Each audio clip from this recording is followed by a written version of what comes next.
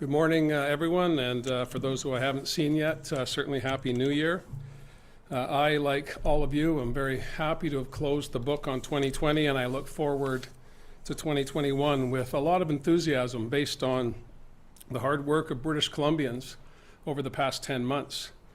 We know that light is there at the end of the tunnel. We know that vaccines are coming online.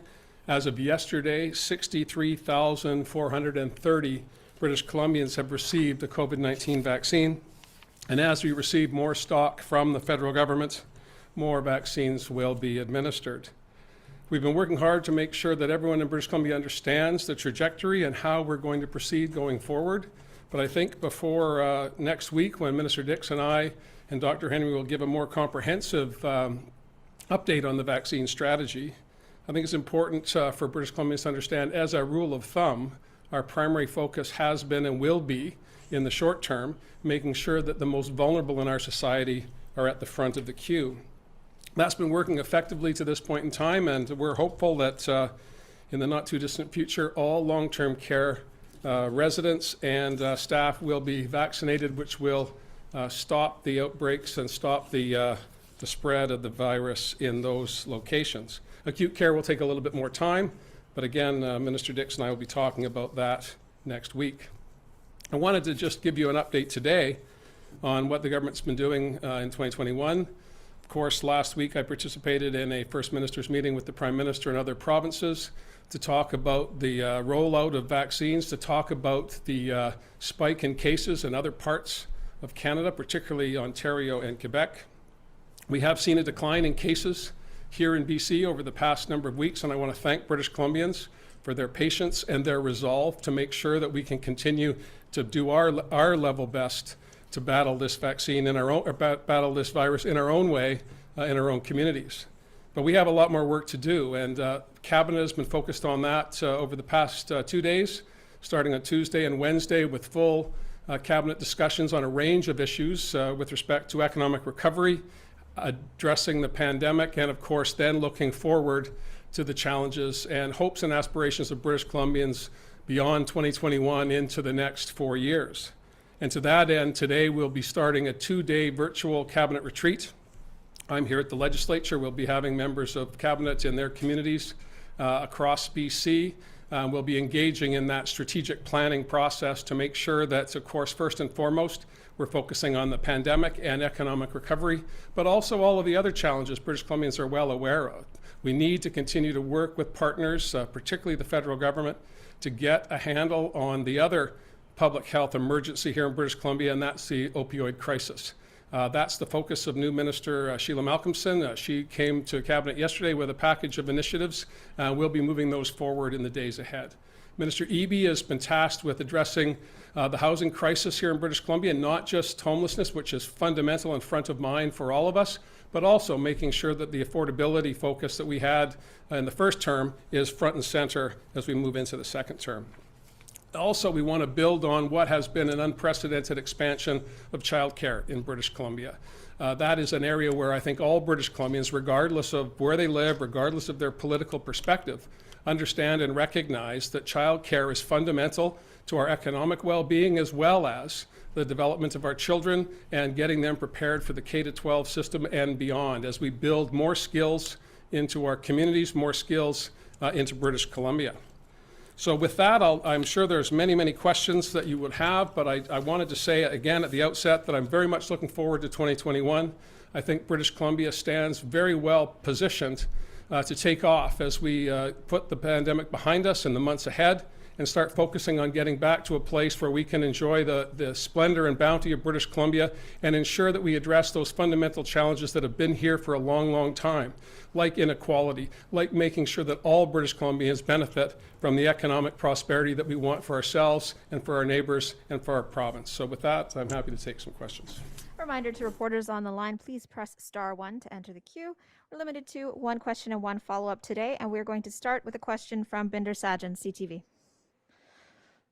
Hi, Premier. Just wanted to ask you about an emergency room doctor who's saying that over the last couple of weeks, a number of the people coming to clinic in Whistler were from out of province. That raised concerns in that community about the ability to support people's needs there, and she wondered if a travel ban is something that could be done. I know a few weeks ago you spoke about that you were going to have a conversation with other premiers. Just wondering how that went and if there are other more stricter measures that maybe could be put in place for Whistler. Well, thank you for the question. And it's not just Whistler, it's all of British Columbia. We have open borders within Canada. Of course, we were first in line back in March to call on the federal government to close our international borders, and I think we've all benefited from that.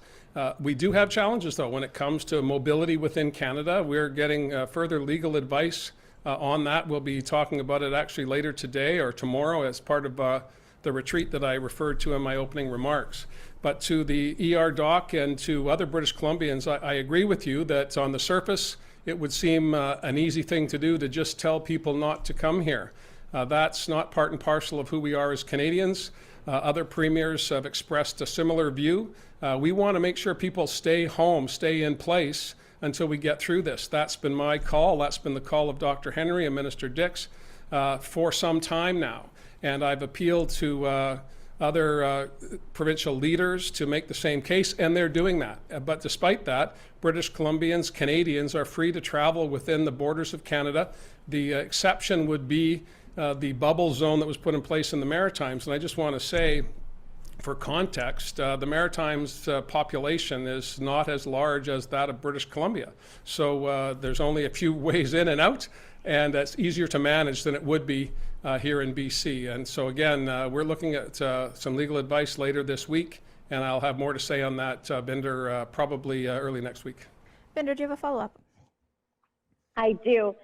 Premier, just wanted to ask you about the recovery benefit. The website was overloaded.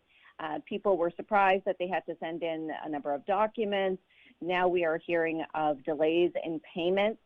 Do you feel, given all these issues with the payment, that you've fulfilled your campaign promise of getting this money into the hands of British Columbians as quickly as possible?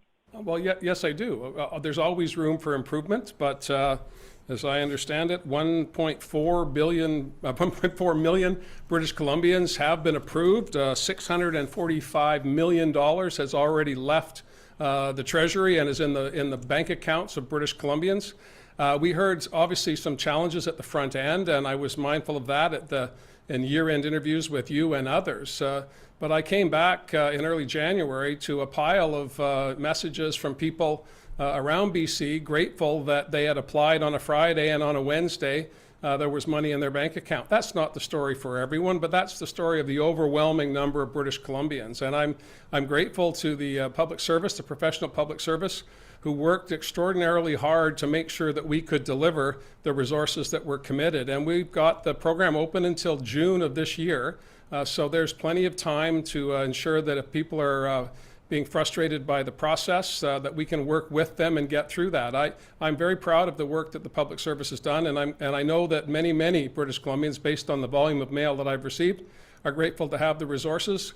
Personal story, my spouse was shopping in Langford, and as she was going through the checkout, she's familiar to people in the community, of course, and the checkout attendant told her that their $1,000 had arrived just in time because their hot water heater gave up the day before. So that $1,000 went towards hiring a plumber, went towards getting a new hot water heater for that family. That was a found money for them, and that was very important to their lives. And I believe that story is duplicated right across BC.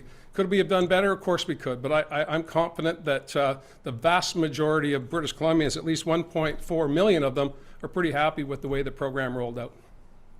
Our next question is from Rob Shaw, Check News. Hey, Premier.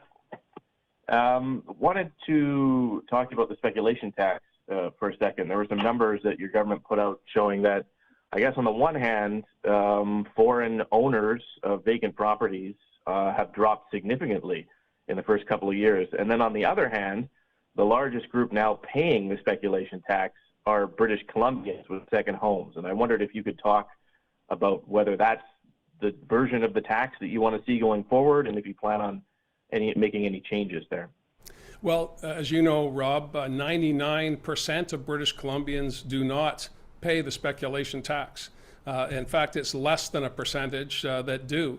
And they can avoid that tax, as offshore buyers or owners have demonstrated, by either moving the property and having someone live in it, or renting it out. And so this is an avoidable tax. This is something, if you don't want to pay it, there are mechanisms in the marketplace then you could avail yourself of. You can sell the property to someone who wants to live in it, or you can rent it out to someone who's looking for a place to live. I believe that the overwhelming number of British Columbians that support this tax, because it does not affect them and it addressed what was at the time a critically important issue. Overwhelming numbers of vacant properties and offshore investments that were driving up the costs for British Columbians. Those were our objectives. It was not designed to be a revenue driver. It was designed to be a housing initiative, and I think it's been successful. Rob, do you have a follow-up? Sure. Can I go back to the comment you made earlier about looking for legal advice on the inter-provincial travel issue? Could you just expand on that and sort of indicate what your goal in getting that advice might be? Is it your hope that you can work with the other premiers to restrict inter-provincial travel in some way, or put in some type of travel ban, or what is your hope there? Well, I hear from, not just from the media, but from British Columbians, that they're concerned about people coming from elsewhere when they're making sacrifices of their own. We saw a whole slew of stories after the Christmas break about politicians who chose to travel, not from British Columbia, or not from, certainly from the Legislative Assembly, but right across the country. And that led to a firestorm of frustration and anger, because Canadians and British Columbians are making sacrifices. And one of those sacrifices is staying close to home, not traveling to see loved ones, not going to tend to what would have been traditions or pressing matters, the loss of life of a loved one in another part of the country. So it's been clear that this is a public interest, and we have been trying our best to find a way to meet that objective of the public in a way that's consistent with the Charter and other fundamental rights here in Canada. And so legal advice is what we've sought, and we'll take a look at it over the next couple of days. And if there is, I want to, I guess, to answer your question directly, Rob, I want to put this either to rest so that British Columbians understand that we cannot do that, and we're not going to do that, or there is a way to do it, and we're going to work with other provinces to achieve it. But people have been talking about it for months and months, as you know, and I think it's time we put it to bed finally and said either we can do it, and this is how we would do it, or we can't, and this is the reason why. That's the objective over the next couple of days. Our next question is from Jack Knox, Times Colonist. Okay, this is somewhat related. Should non-essential international travel be not just discouraged, but banned outright? Well, we have made it as clear as we possibly can to British Columbians that they should stay here. And if they do leave Canada, they will be subjected to quarantine upon return. But again, Jack, I think that we've tried our best to appeal to people's common sense, their understanding, and their commitment to their community by making sacrifices about, for example, non-essential international travel. And those are individual choices at the end of the day. There is no prohibition in terms of a legal requirement, but there is, I believe, a moral obligation that British Columbians have to work with each other. Your neighbors are making sacrifices. You should be as willing as they are to make those sacrifices as well. But I don't know how we can direct people to not travel. If they choose to do that, they will have to live by the requirements of quarantine on the return. And that's the system we have in place today to protect British Columbians and Canadians. And I'm confident that it's working as effectively as it can. Jack, do you have a follow-up? Nope, that's good. Our next question then is from Richard Zisman, Global. I know you mentioned the vaccine rollout in your introduction, and I couldn't hear all of it, but I do want to ask specifically around this issue of queue jumpers. Does it frustrate you to see that people are jumping their spots in line, albeit a small portion of people? Is it frustrating to see that? And what can you do to assure British Columbians that as we move into April and we start having mass vaccinations and a lot more people getting it each day, but a lot more people waiting, that there won't be people manipulating the system to get the vaccine earlier than they should? Well, I can't say today, Richard, what will happen with individuals in April. I can say that the examples that have been raised of queue jumping here in British Columbia cause me significant concern. There are two components of this, of course, as you know. I think Dr. Henry has been pretty clear on that. We don't want to waste a drop of vaccines. So if people do not come to their appointments, if there are other healthcare providers or other people close at hand that we can immunize, that's happening. Those that deliberately jump ahead of others who are a higher priority, that's profoundly disappointing. And we're going to work as hard as we can to avoid that, not just in the next number of days, but in the months ahead. But when we do get, and Adrian and I and Dr. Henry will be talking about this next week, when we get to the place where we're doing the mass vaccinations, hopefully we're looking at 500,000 a week when we get to full operation. And of course, again, we're relying on the federal government to do its best to make sure that we have product here. That scarcity is still a challenge. And again, I'm not throwing any rocks here. It's just something I think all Canadians understand. There are 7 billion people anxious to get a vaccine, and there aren't 7 billion vaccines. So we need to make sure we prioritize the distribution. I think that the overwhelming number of British Columbians will understand that waiting their turn in terms of mail about people grateful for the COVID benefit. I also got a pile of mail from various organizations, all with legitimate concerns about their workforce and suggesting that they should be prioritized over another group of people in society. So these are difficult issues. Everyone has a good case to make. I don't need to inventory them. I'm sure there will be a raft of stories between now and the last drop of vaccine distributed about who should go where in the lineup. I want the public to know that we're going to make sure we do our best to prioritize those who are at the greatest risk. And our understanding at this point in time is the older you are, the more at risk you are. So that's how we're going to prioritize going forward. Richard, do you have a follow-up? I do. In November, you said that we are the most transparent jurisdiction in North America when it comes to releasing COVID-19 data. Since then, we've heard a lot of concerns about specific areas where we are not releasing data. A letter was sent to you from the opposition today, or earlier this week, asking, or actually to Minister Dix, asking for more transparency. I want to ask specifically about the transparency when it comes to schools. Do you believe we are doing enough to inform parents around the issues of COVID in schools? And should we not be providing specific information around teachers, students, and spread in classrooms like we're seeing in Ontario and other jurisdictions? Well, again, we have done our best to make sure that we have a school-by-school, district-by-district approach to the K-12 system. There's been successes, overwhelming successes in many parts of the province and some challenges in others. In terms of transparency and distribution of information to the public, we have done the best we can to make sure that those that need to know do know. But creating hysteria when there may not be a prospect of transmission is what we want to avoid. And we also want to protect people's privacy. We do not want people stigmatized. This is, I think, a good opportunity for me to raise the example here very close to my community, an area that I used to represent in the legislature, the Cowichan tribes, who are being treated absolutely appallingly by community members because they have been identified as potential COVID patients. That's not what anybody wants. But if you're starting to point to individuals and saying they have COVID-19, that stigmatizes individuals, it stigmatizes children in some cases. We want to make sure that people who need the information get it, and we've been doing our best to ensure that that happens.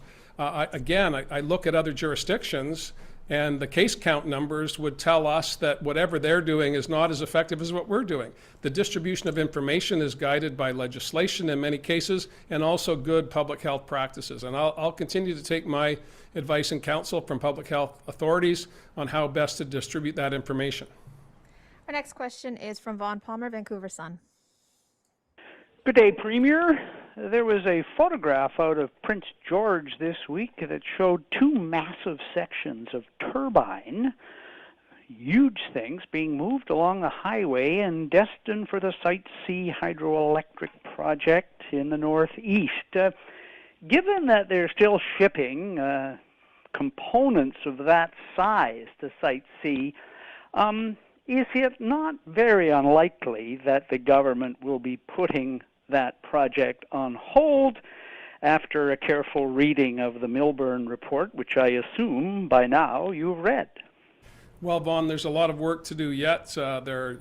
Mr. Milburn did not have the capacity to address the safety challenges that could emerge as a result of geotechnical issues that arisen since we formed government, or certainly come to the attention of Hydro and to the public since we formed government in 2017, and the decision to proceed with, continue with the project started by the Liberals back in the early part of the decade.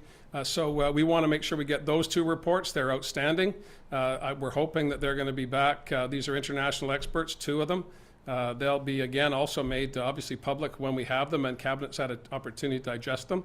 There's a couple of decision points ahead for us within Cabinet before we release information to the public. We want to make sure we have all of the details. We do not want to be at half measure at a critical point in a large project, a large industrial project that is well advanced, as you know.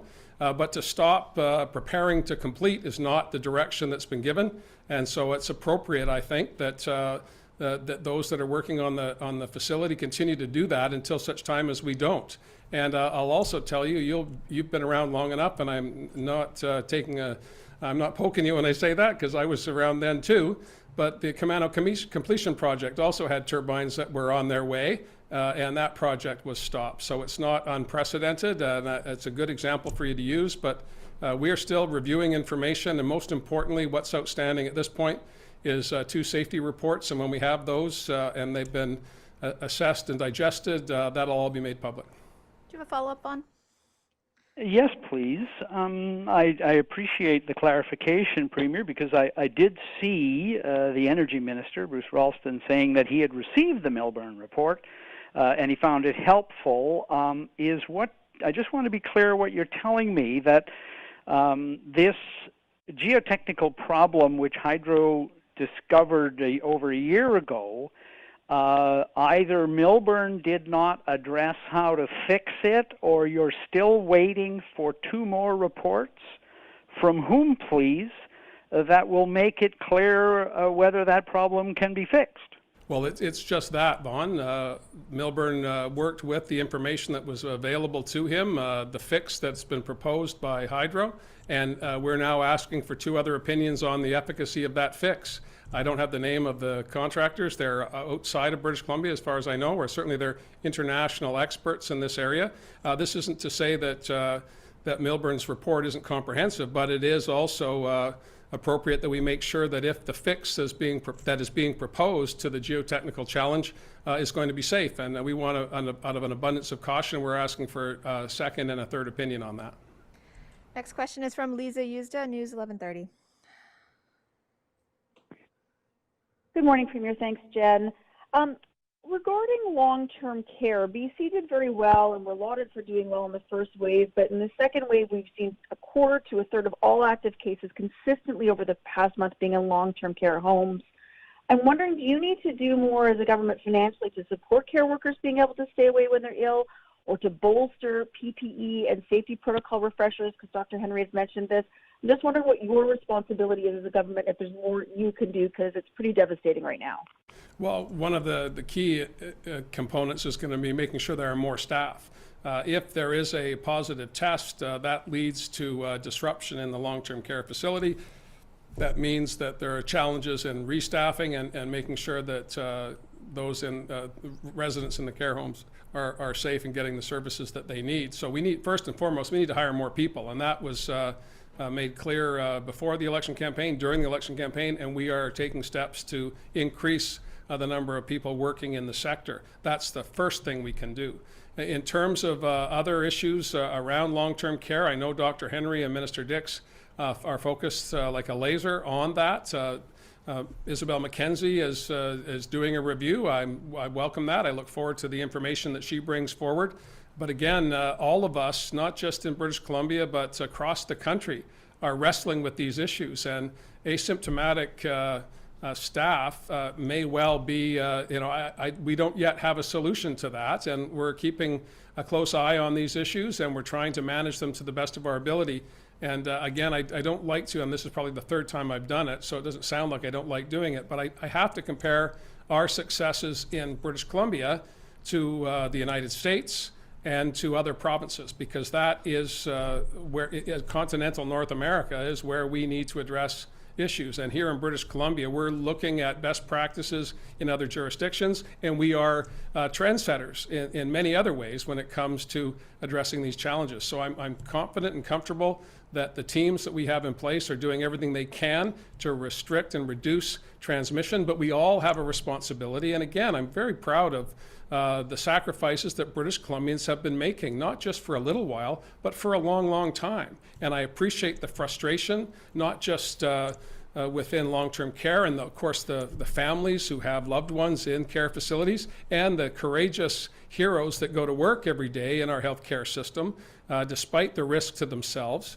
I think we all just need to keep focused on that relative to other jurisdictions, British Columbians are doing extraordinary things every day, oftentimes going without reporting. So although there are certainly lots of examples of where we can make improvements, we'll continue to improve in those areas, but I think we often need to pause and celebrate those successes that we've been having as well. Lisa, do you have a follow-up?